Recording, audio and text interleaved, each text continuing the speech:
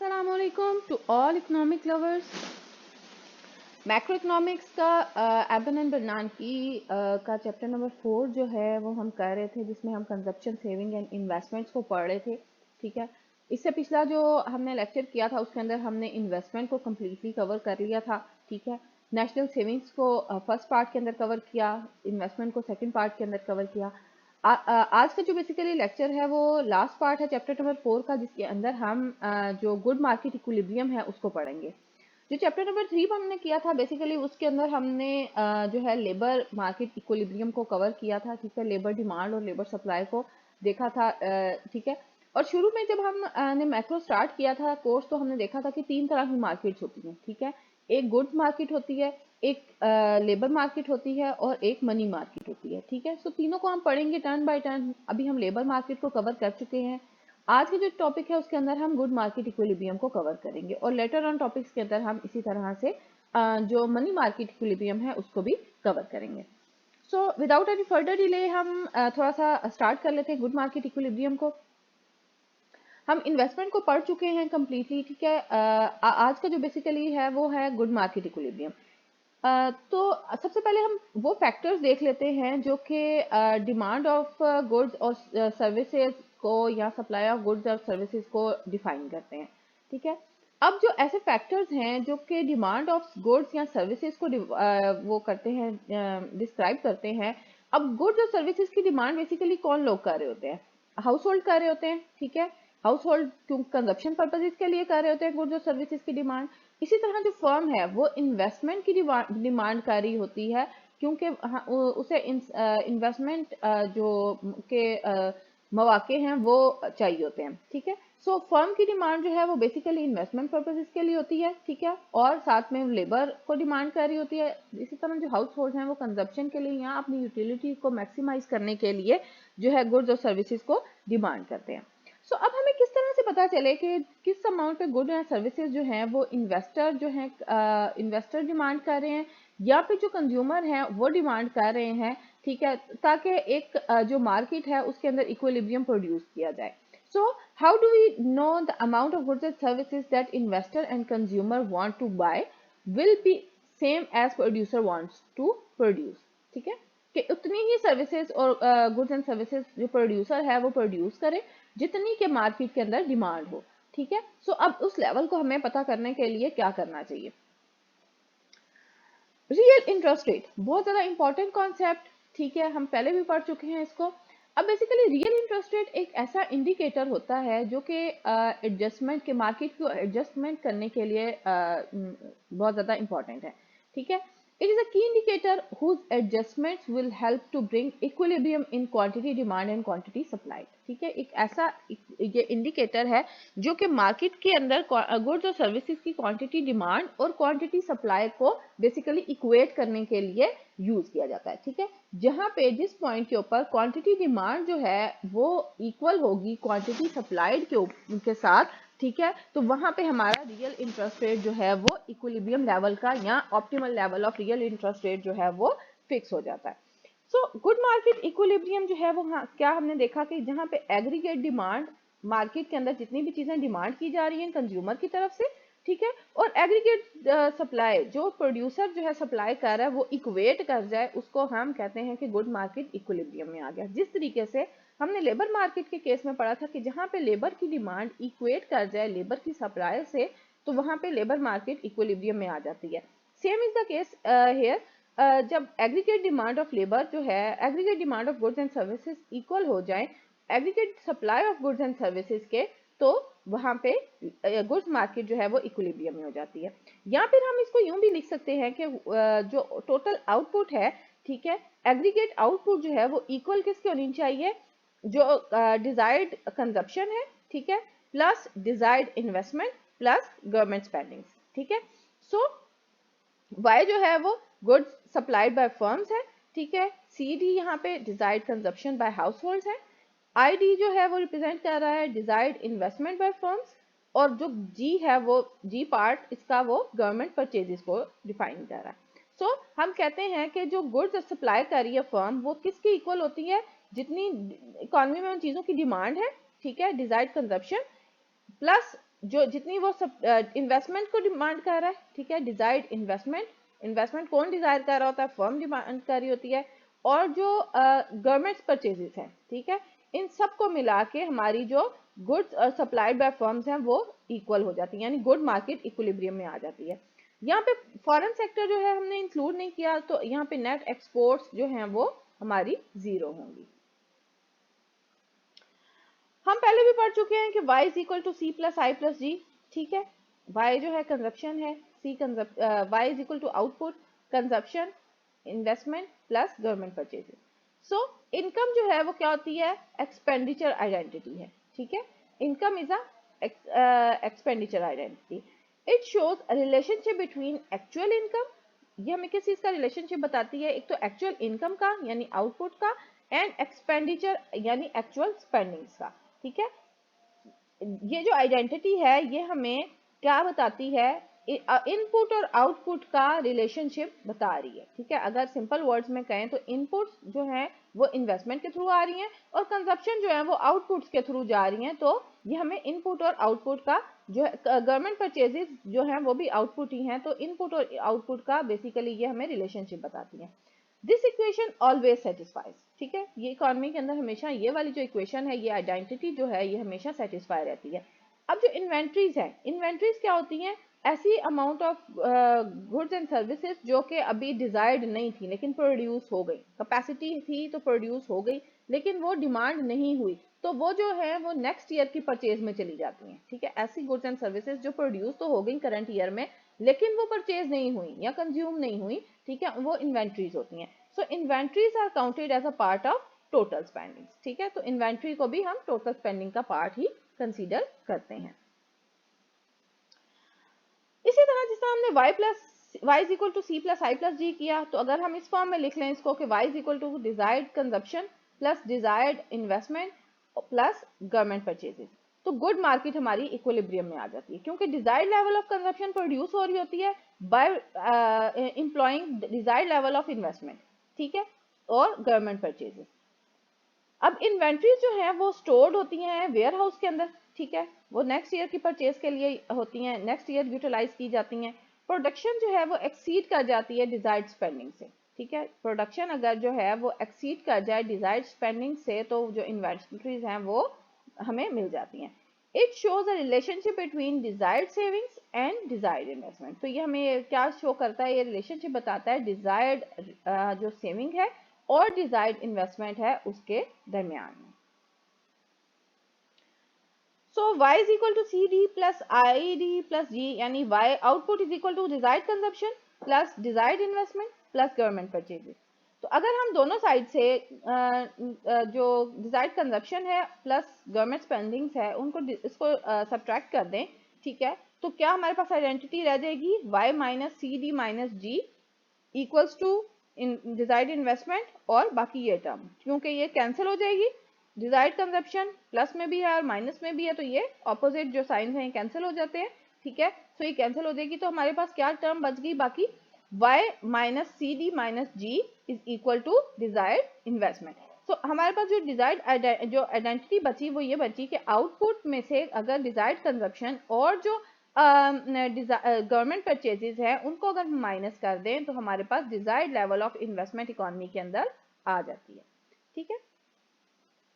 सो अगर इस जो हमारी लेफ्ट हैंड वाली टर्म है इसको हम डिजायर्ड नेशनल सेविंग्स भी कह सकते हैं। So desired national savings is equal to desired national investment. So thus good market equilibrium condition क्या बन गई, desired savings is equal to desired investment. अब डिजायर्ड नेशनल सेविंग जो है वो इक्वल होगी डिजायर्ड नेशनल इन्वेस्टमेंट के। आई होप आपको यहाँ तक कॉन्सेप्ट समझ आ गया होगा कि हम इसको कैसे लेके चले। हमने जो बेसिक हमारी आइडेंटिटी थी y is equal to C plus I plus G उसी को ही लेके चला, सिर्फ हमने क्या किया कि उसको जो है इक्वेट करवा दिया, ठीक है, और फिर हमने क्या किया कि दोनों साइड से जो डिजायर्ड कंजप्शन है और गवर्नमेंट परचेजेस हैं दोनों साइड से सब्ट्रैक्ट करवाई, तो हमारे पास जो है ये आइडेंटिटी आ गई y minus C D minus G equal to desired investment, ठीक है। अब ये जो होल टर्म है ये हमारी सेविंग की इक्वल होती है, क्योंकि जब भी आप इनकम में से कंजप्शन माइनस कर दें और गवर्नमेंट स्पेंडिंग माइनस कर दें जो लेफ्ट ओवर बचता है वो हमारे पास सेविंग ही होती है, ठीक है। So desired saving equal to desired investment आ गई। अब सेविंग इन्वेस्टमेंट डायग्राम, ठीक है। अब डायग्राम को थोड़ा देख लेते हैं कि गुड मार्केट जो है वो इक्विलिब्रियम में कहा हमने देखा कि जहां पे desired level of investment equal to desired level of saving होगा, ठीक। रियल इंटरेस्ट रेट जो है बेसिकली हमने देख लिया कि ये एक इंपॉर्टेंट इंडिकेटर है जो कि गुड मार्केट को इक्विलिब्रियम में लेकर आता है, ठीक है। और रियल इंटरेस्ट रेट अलाउ करता है गुड मार्केट को ताकि वो इक्विलिब्रियम को अटेन कर सके। सो हमने इस एक्सिस पे हमें आर रखा, ठीक है, यानी रियल इंटरेस्ट रेट, और यहाँ पे हमने जो हमारा डिजायर्ड लेवल ऑफ सेविंग्स और डिजायर्ड लेवल ऑफ इन्वेस्टमेंट ले लिया, ठीक। जहाँ पे जो सेविंग डिजायर्ड सेविंग कर्व्स और डिजायर्ड इन्वेस्टमेंट कर्व देखें। अब सेविंग कर्व कैसे ड्राइव हुआ और इन्वेस्टमेंट कर्व कैसे ड्राइव हुआ कि सेविंग का जो रिलेशनशिप है विद इंटरेस्ट रेट वो नेगेटिव पॉजिटिव होता है, ठीक है। जैसे जैसे सेविंग इंक्रीज होती है, ठीक है, जैसे जैसे इंटरेस्ट रेट इंक्रीज होगा तो सेविंग जो है वो इंक्रीज होती जाती है। और इसी तरह से जो इन्वेस्टमेंट है उसके साथ जो इंटरेस्ट रेट है उसका रिलेशनशिप नेगेटिवली होता है, या इनवर्स रिलेशनशिप होता है between interest rate and investment. तो ये नेगेटिवली स्लोप्ड होगा और जो सेविंग कर्व है वो हमारे पास पॉजिटिवली कर्व होगा, ठीक है। सो अब जहाँ पे सेविंग का डिजायर्ड सेविंग और डिजायर्ड इन्वेस्टमेंट जो है इंटरसेक्ट करेंगे कर्व, वहां पे हमारा real rate of interest rate imply करेगा या ये लेवल ऑफ इक्विलिब्रियम होगा।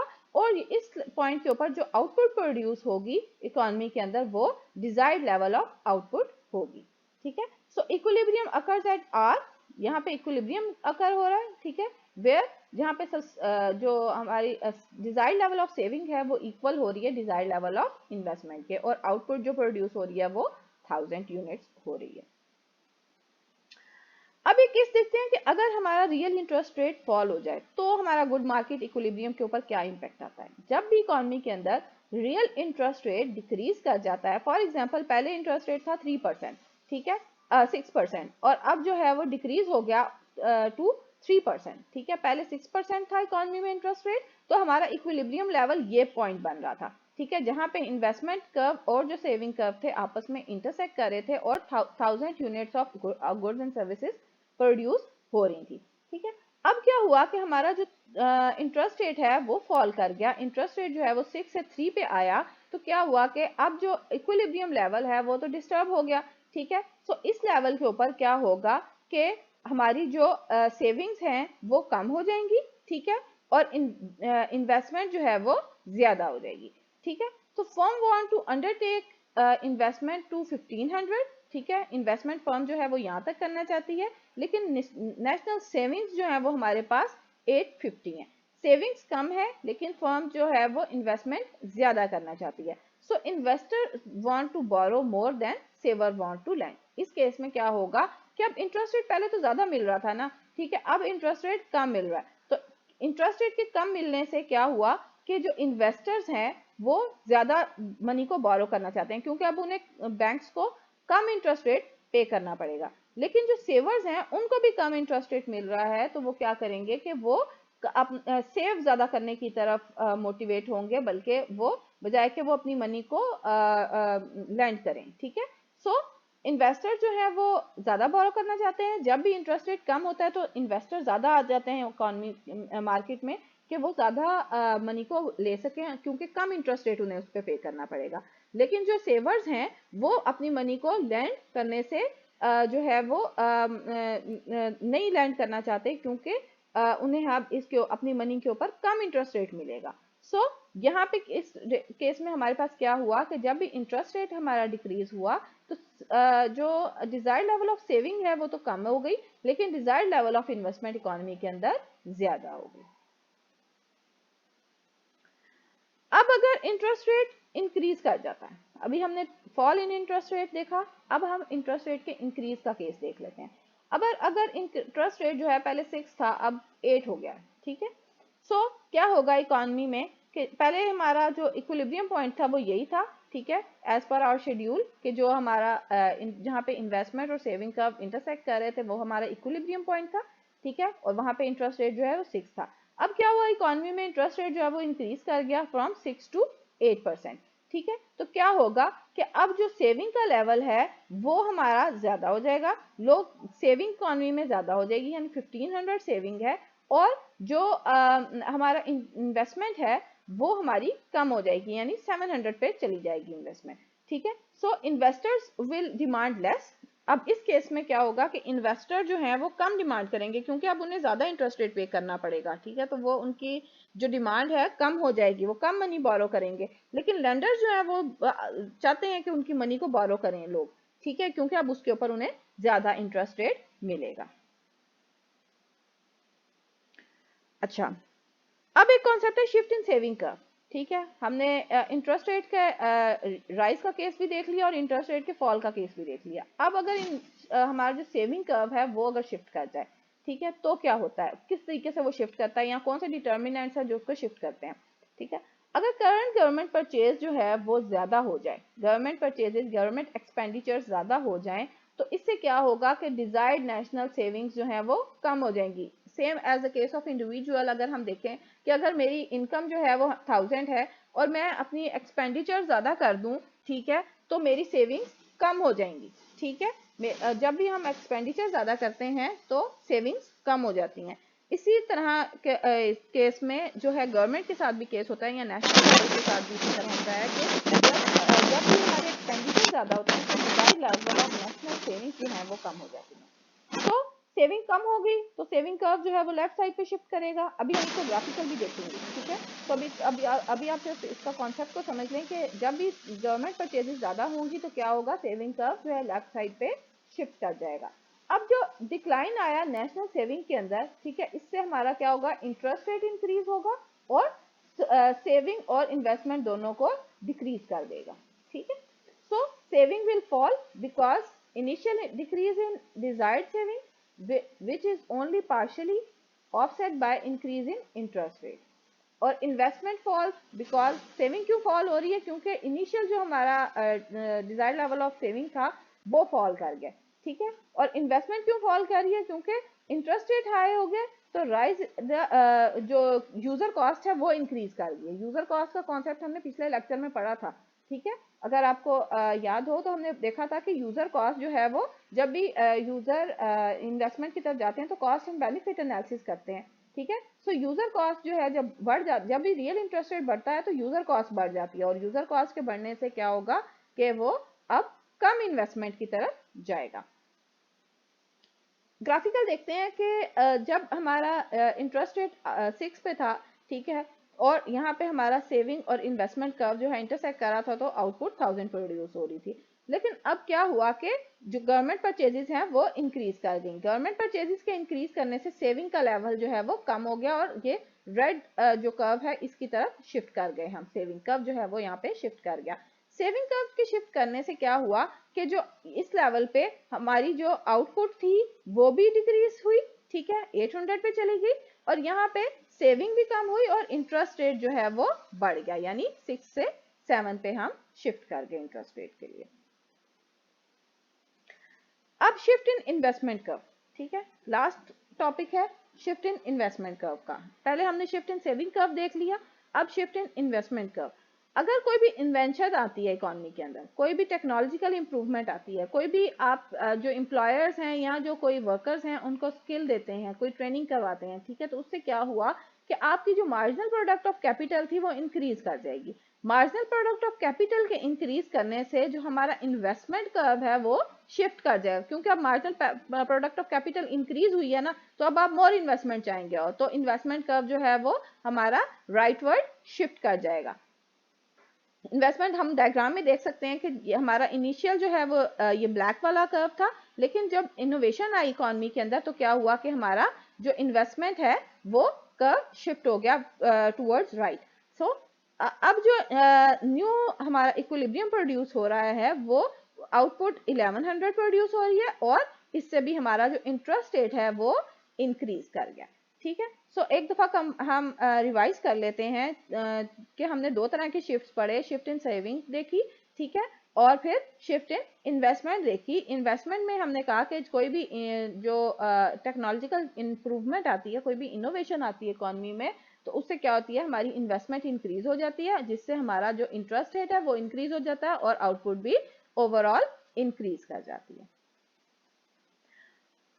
यहाँ तक हमारा फोर्थ चैप्टर जो है वो कवर हो गया है। अगर आपकी कोई क्यूरीज हो रिगार्डिंग टू द टॉपिक या कोई क्वेश्चंस हो रिगार्डिंग टू द लेक्चर, तो प्लीज़ कमेंट सेक्शन में ज़रूर लिखें, ठीक है। और अगर आपको कंटेंट अच्छा लग रहा हो तो थम्स अप दें, कंटेंट को शेयर करें दूसरे भी स्टूडेंट्स के साथ, और प्लीज़ चैनल को सब्सक्राइब करें। Happy learning.